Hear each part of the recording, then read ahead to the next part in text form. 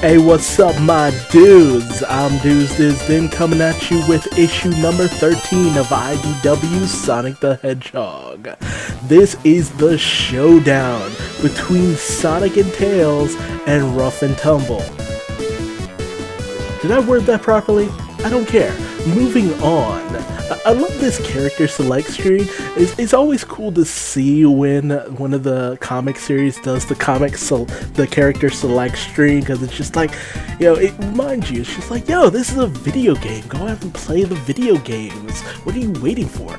Now, some of these characters won't be in the video game because they're comic exclusive, and by that proxy, a lot of people see them as OCs. And that always gets me because it's just like, well, they're trying to build a universe. If it was just a one-to-one adaptation, there'd be no point in even, you know, going that route. You know, you change, you adapt, you switch things up just to actually give people a different kind of experience as a whole. It gives new enemies, new opportunities to show certain character growth in certain characters. Have interactions you never would normally have beforehand.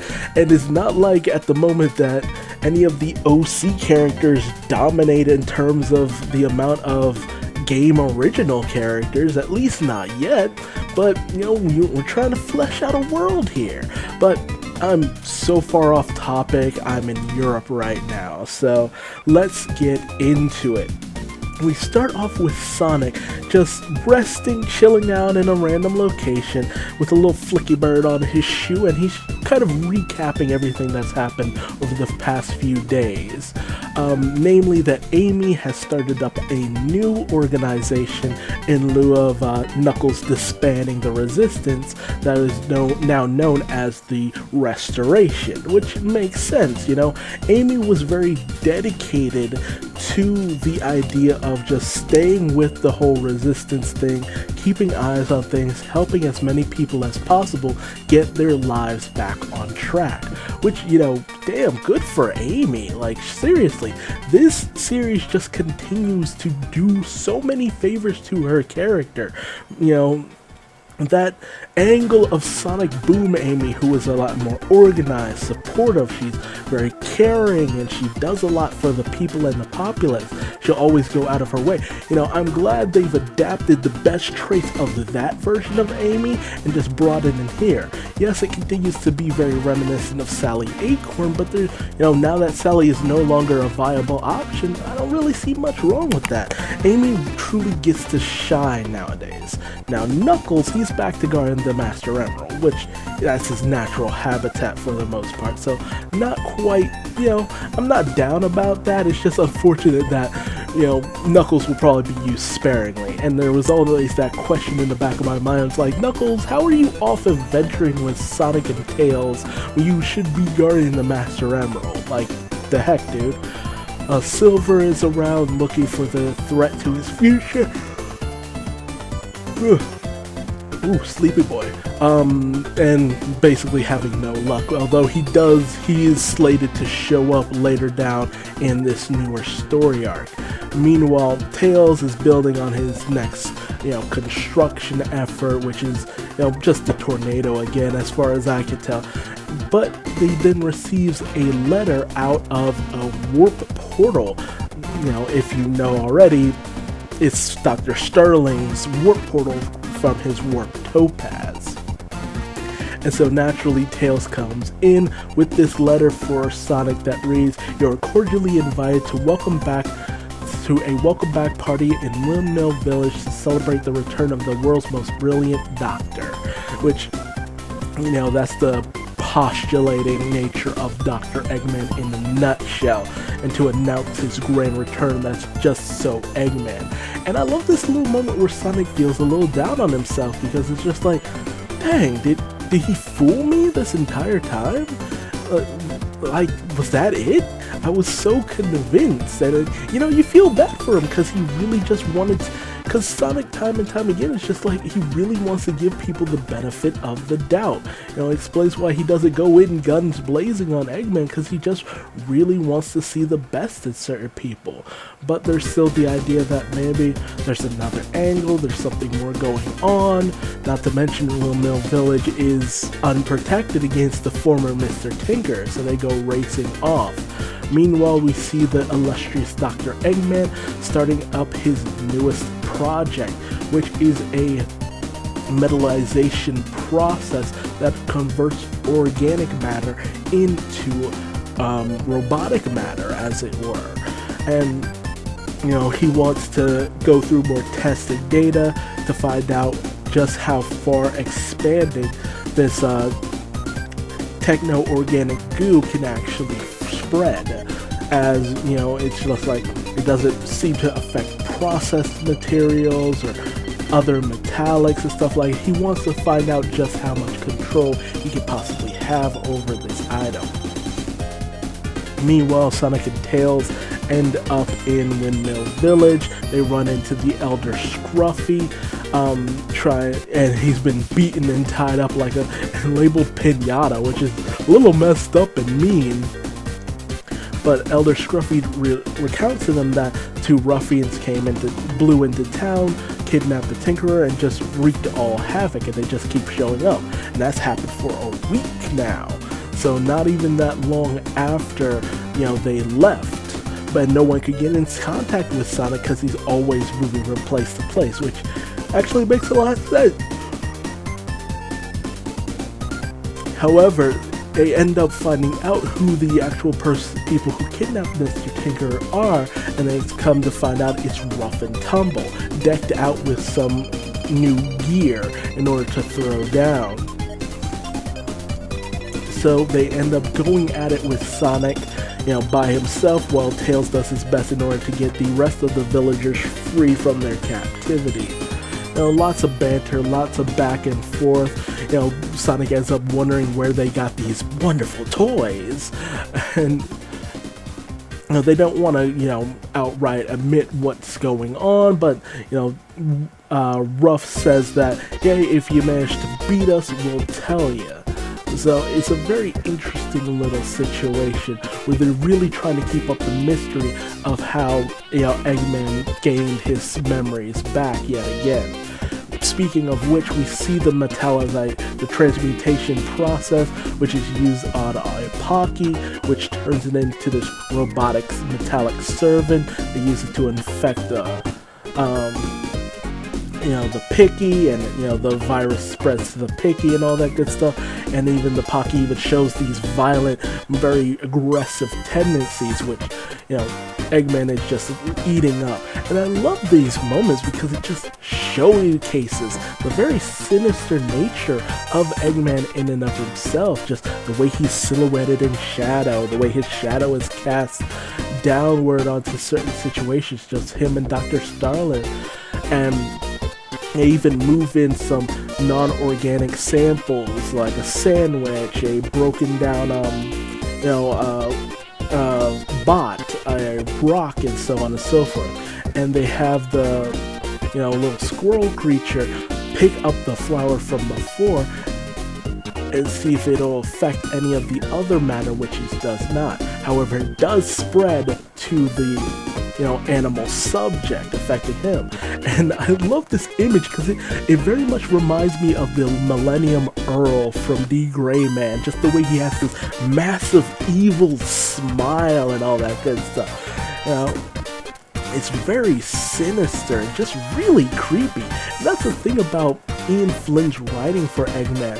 He always takes it to that really sinister, kind of borderline Sad AM Dr. Robotnik. That just pure evil radiating off of him. This deviousness, but his love for science and learning. This is a guy who traps little woodland creatures in robotic shells to power his creations. Like, if you don't think that's evil, you don't know jack about Eggman. Now, he has these lighter moments where he shows a softer side, yes, but man, he's evil. I'm telling you, this man evil. And I love him when he's going all out evil, because with this experiment he's realized that, hey, I can transport this and do whatever I need to with this virus, and it will, follow what I want to the T. It will reform and create an entire army for me at no cost to my resources, which is very ingenious. And with that, they end up, observing the situation with Ruff, Tumble, Sonic, and Tails, where Eggman can just kick back and relax and peek in on things using Dr. Starling's warp topaz. So a very interesting situation, as Sonic is actually starting to be bested by Ruff and Tumble and their new upgrades, only for Tails to step in to give Sonic a little bit of a hand. They even, do a little bit of Ruff and Tumble's gimmick, which completely infuriates Tumble. I think it's Tumble. And he's just starting to lose his, itty-bitty mind. And so he starts to try to go in on Sonic while Tails tangles with Ruff. And, Tails manages to just shoot back this goop launcher right back onto Ruff, just completely stanking him up. I was wondering what the contents of that was, to be honest. Whether or not it was kind of like a acid or it just smelled bad. So an interesting situation there. But as soon as they see that, Ruff and Tumble are about to just completely lose, Eggman and Dr. Starling get right back into it, with Eggman saying, okay, it's time to move on to the next phase of my plan. But Starling's like, wait, that doesn't make sense. Shouldn't we be testing this a little bit more to solidify everything we found out? But he's just like, it feels like we're forgetting to do something, which is obviously make sure that the virus is something that can be kept in check. And that's what leads to Silver's future of the, metallicized entire, areas, as it were, where all the organic material is turned into this metallic, formations and all that good stuff, which is very similar to the, a cybernetic nanomachine virus from the Archie comics, where it just spread throughout and it was just going unchecked. This is revisiting a time when Dr. Eggman was a little bit more, I'm just going to start throwing stuff out there just to see if it works. But I love the incorporation of the roboticization process. It takes Eggman to a little bit more of a darker angle, which, darker angles help to build a little bit more drama, so I'm not opposed to it, And ultimately, it's gonna be Eggman getting hoisted by his own petard because he hasn't fully guessed what he should be doing in this situation. With Starling being a little bit more in the know, it's just like, yeah, we probably should make sure we can control this thing. And so I also love the fact that, Starling creates this kind of support to Eggman. Having creatures like, Orbot and Cubot, who are just his lackeys, or Ruff and Tumble, who are just, hired guns, is all well and good, but having Starling, who is a scientist in and of himself, that creates someone who Eggman can actually legit talk to, who he can treat as though they're a peer, but still look down on them for the most part. And I love the fact that Starling is very, admires Eggman to the degrees that he does. It creates a very interesting dynamic for the most part. But, getting off of that, Sonic manages to, take out Tumble's tail with a windmill, breaking it off, and Tumble just has a breakdown because, he had this little moment where he got a little pissed off at Tails because it's just like, man, I lose my tail and you get to have two? That's not fair, that's not fair.